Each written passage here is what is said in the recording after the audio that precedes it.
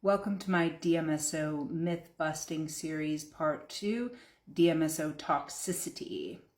DMSO is non-toxic, let's just start there.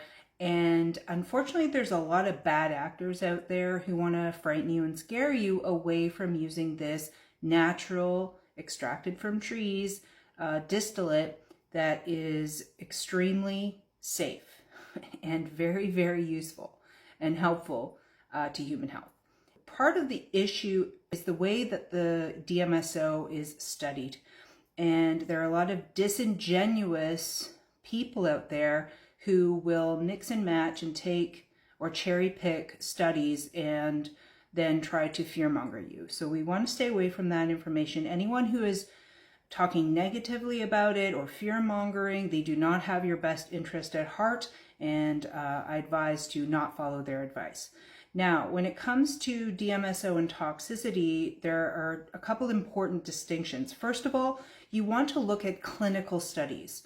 We want to understand DMSO as used in the living body, whether it's animal, human, whatnot, okay? But what happens is because DMSO is so well used in laboratory research, cryogenic-based studies, that they're looking at toxicity from the lens of extracted tissue or cell lines removed from the living system. That is a very different interaction than what's happening in an entire living system where you have detox organs, blood flow, lymphatic system, etc. One of the claims that has been made by bad actors is that it damages or does something negative to your mitochondria, and that is absolutely 100% not true, okay?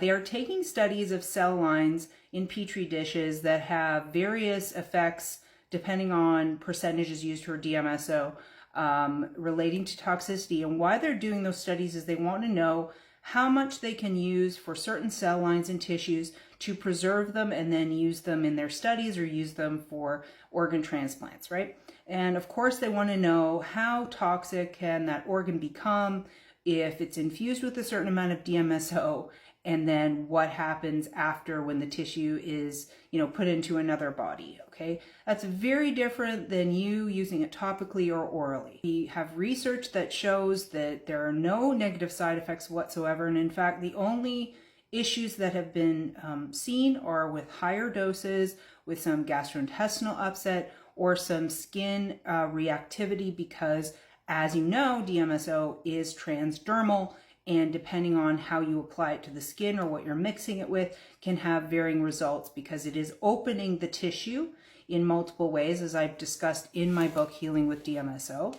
It will then allow other substances of low molecular weight into the skin with it. And for example, you could get a swelling of the tissue if you use quite a high dose of DMSO and then you submerge in water, because DMSO loves water. Water is attracted to it, and in fact, the relationship with water and DMSO is very important because that's how it propels through the system. When you have a lot of DMSO on your hands, for example, and you wash your hands or you take a bath right afterward, you could get sort of a waterlogged, wrinkly skin because it's absorbing a lot of extra water into that tissue. It's a temporary response. It has no permanent damage. Those are your biggest sort of risks when using it, other than, of course, blending it with unwanted things like, metals and so forth. You don't want to mix DMSO with toxins and then put it on your skin, but to me, that's kind of a no-brainer. As far as other toxicity, you're going to find studies and just look at the methods section, the materials section, read the entire study. If they have taken tissue out of the body and put it in test tubes or petri dishes and they're playing around with DMSO, that does not pertain to you. It's irrelevant information when it comes to knowledge about DMSO safety, okay? That's very, very important. DMSO is completely non-toxic, is completely effective for repairing skin, for healing the body, removing toxins. It is very helpful to remove things like wrinkles, scar tissue, various skin ailments or rashes or injuries, of course, repairing bones, repairing any type of tissue, removing toxins from the body.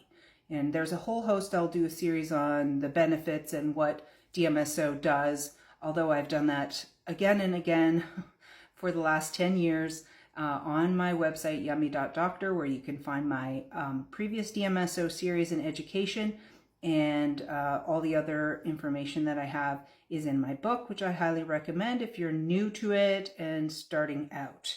If you have any other questions about toxicity, please put them in the comment section and I'll try to answer them for you. Okay.